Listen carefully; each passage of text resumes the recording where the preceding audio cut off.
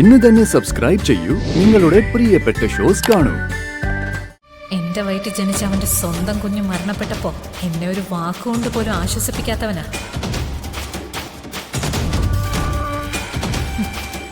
അവക്ക് ഇഷ്ടമുള്ളതൊക്കെ വാങ്ങിച്ചു കൊടുക്കും പോലും. ഞാൻ നിന്നെ കൊണ്ട് കൊടുപ്പിക്കാം. ഇവള് 10 മാസം തികക്കില്ലടാ. ഇപ്പൊ നമ്മൾ എങ്ങോട്ടാ പോകുന്നത്? വെറുതെ ഒരു ഔട്ടിങ്. പിന്നെ ക്ഷേത്രത്തിൽ പോണെന്ന് പറഞ്ഞതോ? ക്ഷേത്രത്തിൽ പോണം. എന്തൊക്കെ നന്ദിനി പറയുന്നേ? ആദ്യം ക്ഷേത്രത്തിൽ പോണെന്ന് പറയുന്നു, പിന്നെ ഔട്ടിങ്ങിന് പോണെന്ന് പറയുന്നു. യഥാർത്ഥത്തിൽ നമ്മൾ എങ്ങോട്ടാ പോകുന്നേ?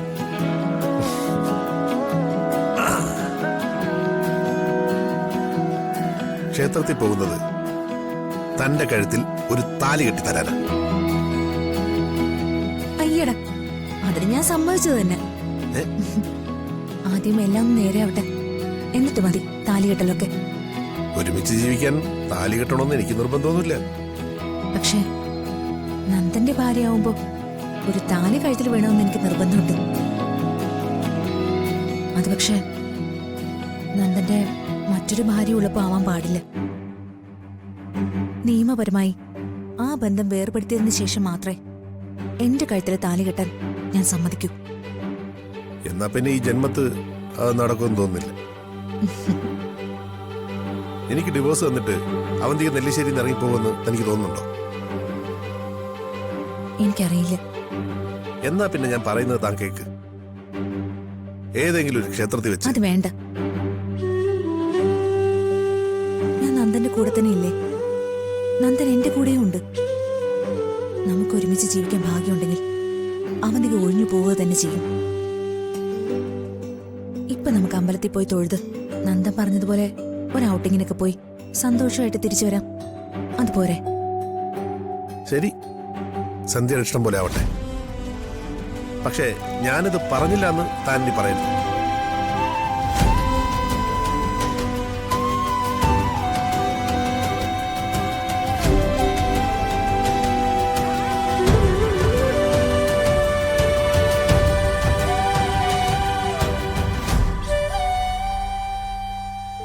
നന്ദ, വിഷമിക്കണ്ട, എല്ലാം ശരിയാവും. നമുക്ക് ഒരുമിച്ച് ജീവിക്കാൻ വിധിയുണ്ടെങ്കിൽ നമ്മൾ ഒരുമിച്ച് ജീവിക്കുക തന്നെ ചെയ്യും. അതല്ല വിധി മറിച്ചാണെങ്കിൽ അത് നമുക്ക് സഹിക്കാം. ആ വിധി അംഗീകരിക്കാൻ എനിക്ക് പറ്റത്തില്ല. അതിനേക്കാൾ നല്ലത് എല്ലാം അങ്ങ് അവസാനിപ്പിക്കുന്നതാ. എന്തായത് നന്ദ, കൊച്ചുകുട്ടികളെ പോലെ ഇങ്ങനെ വാശി പിടിക്കരുത്. ഇപ്പൊ നമുക്ക് അമ്പലത്തിൽ പോയിട്ട് വരാം. വാ, ഞാനല്ലേ വിളിക്കുന്ന. എന്തിനാ ഇങ്ങനെ മുഖം വെറുപ്പിച്ചിരിക്കുന്നെ? ഒന്ന് ചിരിച്ച് വാ. ആ,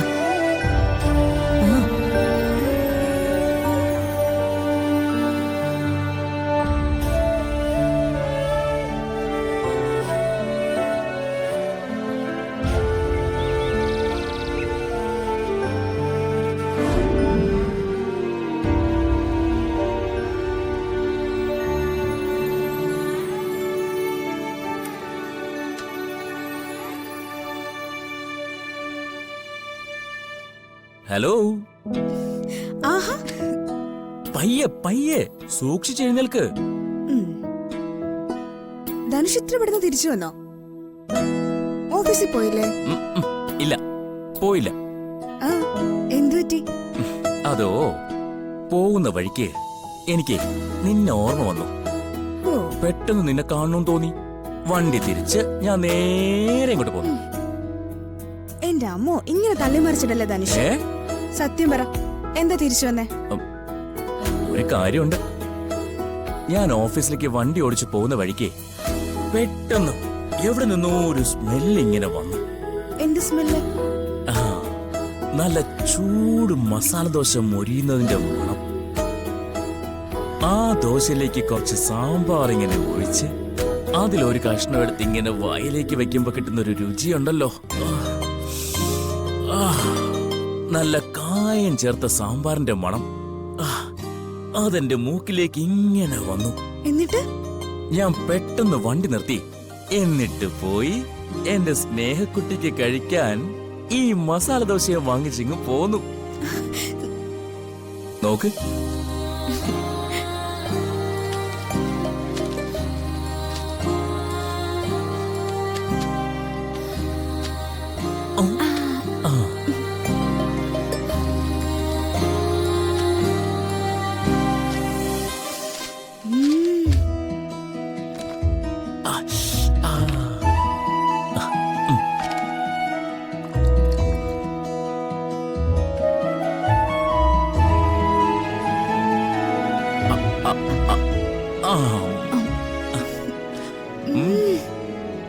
സൂപ്പർ. മസാല ദോശ എന്നൊക്കെ പറഞ്ഞ ഇതാ.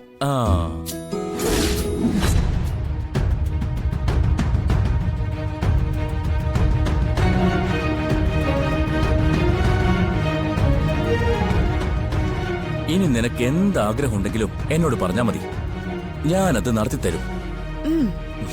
ഓരോന്നായിട്ട് പറയാൻ മോനെ. ആദ്യം ഞാൻ ഈ മസാല ദോശ ഒന്ന് കഴിച്ചോട്ടെ.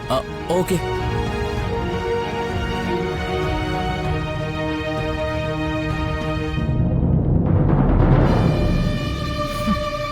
എന്റെ വയറ്റിൽ ജനിച്ച അവന്റെ സ്വന്തം കുഞ്ഞ് മരണപ്പെട്ടപ്പോ എന്നെ ഒരു വാക്കുകൊണ്ട് പോലും ആശ്വസിപ്പിക്കാത്തവനാ.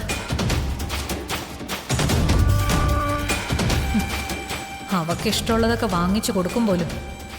ഞാൻ നിന്നെ കൊണ്ട് കൊടുപ്പിക്കാം. ഇവള് 10 മാസം തികക്കില്ലടാ. അതിനു മുമ്പ് ഇവളുടെ പ്രഗ്നൻസി എങ്ങനെയെങ്കിലും ഞാൻ കളഞ്ഞിരിക്കും.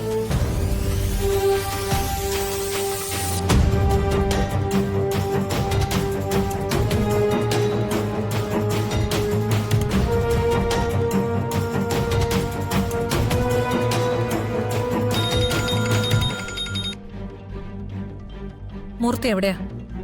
എന്താ ഒന്നികെ? എനിക്ക് അത്യാവശ്യമായിട്ട് മൂർത്തിയുടെ ഒരു സഹായം വേണം. എന്നോട് ഏതോ ഒരു സിദ്ധന്റെ കാര്യം പറഞ്ഞില്ലേ? അയാളെ അത്യാവശ്യമായിട്ട് മൂർത്തി ഒന്ന് പോയി കാണണം. എന്താ കാര്യം? സ്നേഹയുടെ പ്രഗ്നൻസി അബോർട്ട് ചെയ്യാനുള്ള ഒരു ഉഗ്ര മരുന്ന് അയാളുടെ കയ്യിലുണ്ടെന്ന് പറഞ്ഞില്ലേ? അതെ, പറഞ്ഞു. അത് വേണോ? അത് വേണം. കഴിയുമെങ്കിൽ ഇന്ന് തന്നെ.